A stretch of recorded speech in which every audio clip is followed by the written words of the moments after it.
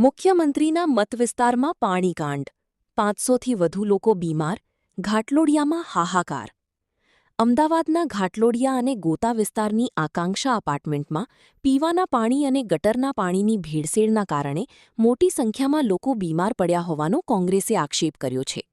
કોંગ્રેસ પ્રવક્તા ડોક્ટર મનીષ દોશીના જણાવ્યા અનુસાર 500થી વધુ લોકોને ઝાડા ઉલટીની તકલીફ થઈ છે અને અનેક લોકોને હોસ્પિટલમાં દાખલ કરવાની નોબત આવી છે. આ સમગ્ર મામલે એએમસી અને ભાજપ સરકાર સામે ગંભીર સવાલો ઊભા થયા છે.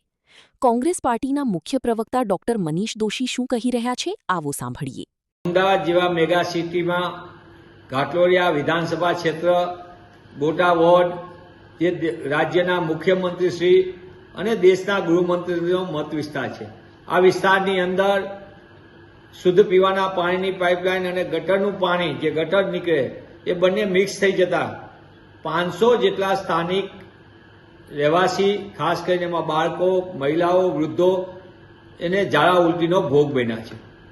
અમદાવાદ જેવા મેગા સિટીમાં 15,000 કરોડનું વાર્ષિક બજેટ, એની મોટી મોટી જાહેરાતો કરતા ભાજપાના ભ્રષ્ટ શાસકોના પાપે અમદાવાદ જેવા મેગા સિટીમાં આજે 24% જેટલા વિસ્તારમાં શુદ્ધ પીવાનું પાણી મળતું નથી.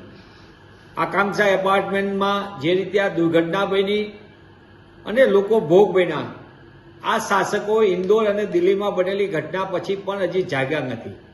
અનેક ફરિયાદો તંત્રને રોજ મળી રહી છે, ગટર ઉભરાવાની, દૂષિત પાણીની, પ્રદૂષિત પાણીની, પણ શાસકોના પેટનું પાણી પણ હલતું નથી.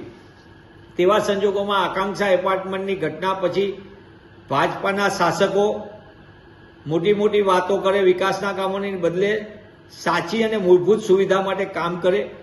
નાગરિકોને શુદ્ધ પીવાનું પાણી એનો મૂળભૂત અધિકાર છે, એ તાત્કાલિક સત્વરે વ્યવસ્થા થાય તે દિશામાં કામ કરે.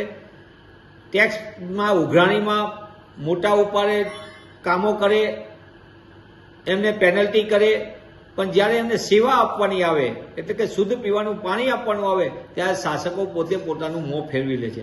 ત્યારે આકાંક્ષા એપાર્ટમેન્ટની દુર્ઘટના અને દૂષિત પાણીના કારણે ભોગ બનનાર નાગરિકોની વ્યથા જોઈને પણ ભાજપાના ભ્રષ્ટ શાસકો જાગે અને અમદાવાદ જેવા શહેરમાં જ્યાં જ્યાં કોટ વિસ્તારમાં આવો પ્રશ્ન હોય, જ્યાં જૂની ગટર લાઈનો હોય, જૂની પીવાના પાણીની લાઈનો હોય, આ બધી બાબતોની છેલ્લા 5 વર્ષથી વાતો કરે છે, પણ એમાં મૂળભૂત કામ નથી થતું. તેના કારણે અનેક વિસ્તારોમાં લોકો ઝાડા ઉલટીના અને પાણીજન્ય રોગોના ભોગ બની રહ્યા છે.